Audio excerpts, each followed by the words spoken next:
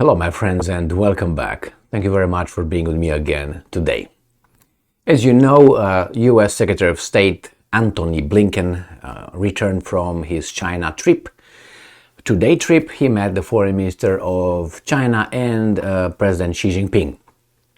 The mass media here in the United States of America was ecstatic about his achievements. And they talked about, we're getting closer and we're going to be friends again. And how great Blinken was. I don't think so. I think he's not a good diplomat. Let's put it this way, straight. In my assessment, this Blinken. So I didn't expect anything. But the mass media said, well, China said that they vowed not to send weapons to Russia. They are okay to communicate with us, not militarily, but economically and so on, cooperate. They will not challenge us, they said. And I was like, look at these guys. But I said, what did they get in return? Because I don't think Blinken went over there and looked in Xi's eyes and said, you got to give me everything, otherwise I'm going to smack you around. I think it was the other way around. First, Blinken visited China, not the foreign minister of China visited United States. So that was, you are the one who wants something in a negotiation. So supposedly Blinken did a good job, and I asked in a video I think I made yesterday, I said, or the day before, what did he get in return, which is Xi Jinping, China? What did they get? They will not just say, yeah, take this, something. Well, we find out what they got in return, and now we find out that actually the Blinken visit to China was a disaster. A disaster, the Telegraph tells us. It was horrible. Nevertheless, the shuffling madness, what's his name, Biden, the sometimes, barely conscious president of the United States of America, voted by some of those guys, not you, maybe you, I don't know, voted in the office. He called Xi Jinping a dictator. That really stopped everything, if it was necessary. It was like 99% already up, now is 100%. There's no turning back now for China to say, you know what? I said that yesterday, but because today you said this, I changed my mind. And I guarantee you the Chinese will continue to follow their interest and will, fulfill their desires, which is have a better life. So let me show you here. I have 3 articles.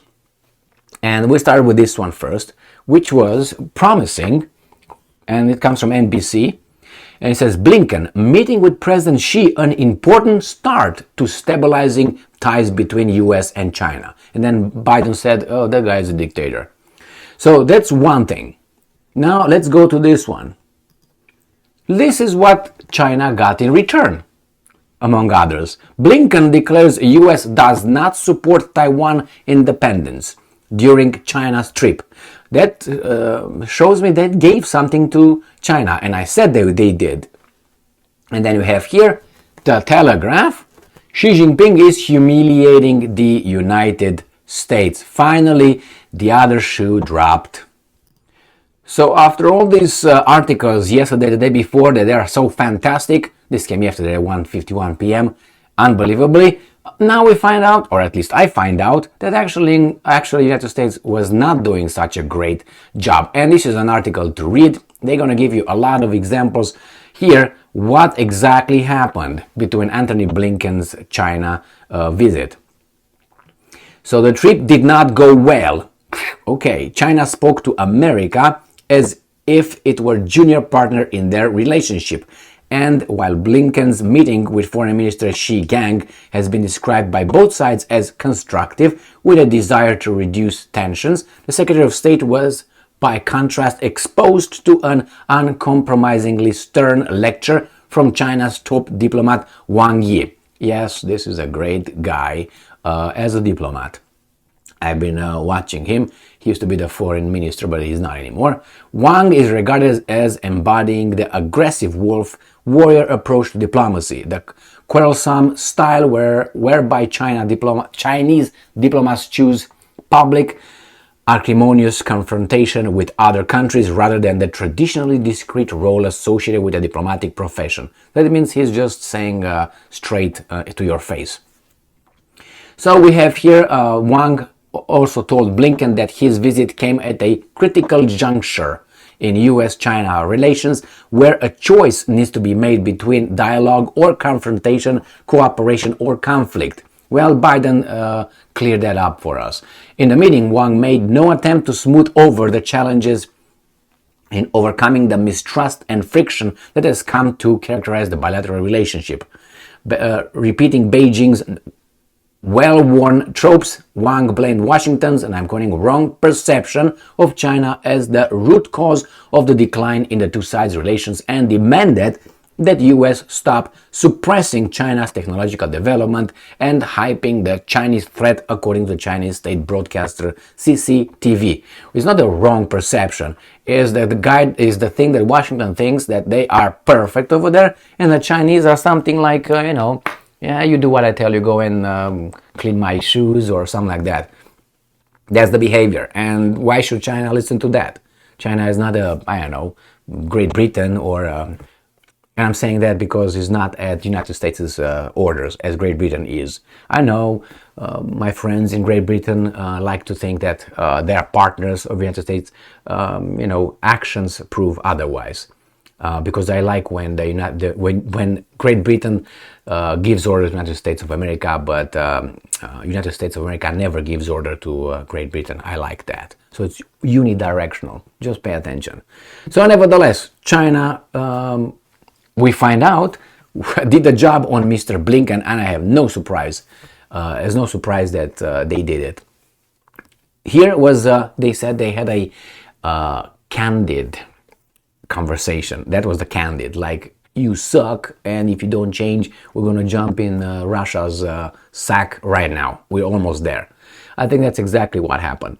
And Xi Jinping is the wrong guy for the job. That's my conviction, based on his statements, and he's just over there for other interests, and those interests I don't think are our interests. Just so you know. I mean, he's the Secretary of State. What he's got, just imagine. Well, I would suggest that you start by looking at Blinken's biography. And look over there and look early years. Start with that one, early years. When you go to early years, you just find out certain things. And then you go and find out that his undersecretary, one of the very important people over there, is Victoria Nuland. I suggest you do the same research, and again look at Victoria Nuland and go down to the early life and all, and you're gonna see certain things are overlapping. I'm pretty sure it's just a coincidence. And then you can go to other people, and you're gonna figure out why these people are with those and all like that, and you're gonna figure it out. And you can do the same thing with everyone. You can do it with Putin, you can do it with Zelensky, you can do it with Mihal, you can do it with Reznikov, you can do it with Yermak, you can do it with many people. And maybe, you're going to find out where they come from, what their parents are, what education they got, and all that. In this case, Blinken is there for the wrong reasons, I think, for us. He's an average, not even diplomat, because his way of thinking, according to his statements and my assessment of his statements, he's just an average guy. I think he's very well educated, but he's educated at the United States of America. And if I look at Obama and I look at what's his name, a good example, George W. Bush, he was at Yale and Harvard. So he was very well educated on the paper, in his bio, looked very good. But talk to him. Hey, Mr. Georgie, talk to me. The same with Obama. Obama was, let me be clear. You're never clear. Whatever you say, you never touch the subject. You're very, as this guy said, very, what was the word they said? Not very well spoken, articulated. Wasn't that the way he was called? He's very articulated. You're very articulated, very good. Use very nice like semantics and all that, but you don't say nothing. You don't say anything. Let's put it this way, or you say nothing. That's what was Obama. Very articulated. Yeah. I don't think he was cool whatsoever. I think it was fake as a Rolex, a Chinese Rolex watch. Let's put it this way. It's a joke. Okay, but anyway, you know what I mean. Oh well, my friends. We're going to have a problem because right now I think China is really changing, or not changing, said okay, 100% veering towards Russia. And I will let you know, because they're gonna give us the right signs. How are we going to repair this? I don't think we will pretty soon, because if they form the other club, it's going to be hard to say, okay, partners now, they give me a cent, I will go to them. I don't think that's going to happen. Perhaps it's going to be a partnership at one point between the whole club and the United States and its plantation. But friends, I don't think so. We're going to take generations to come back. But you never know. Things might change. You know, spontaneous mass demonstration could change things, like in Ukraine changed in 2014. Thank you very much for being with me again today. Stay strong, stay smart, look for the truth, and be just.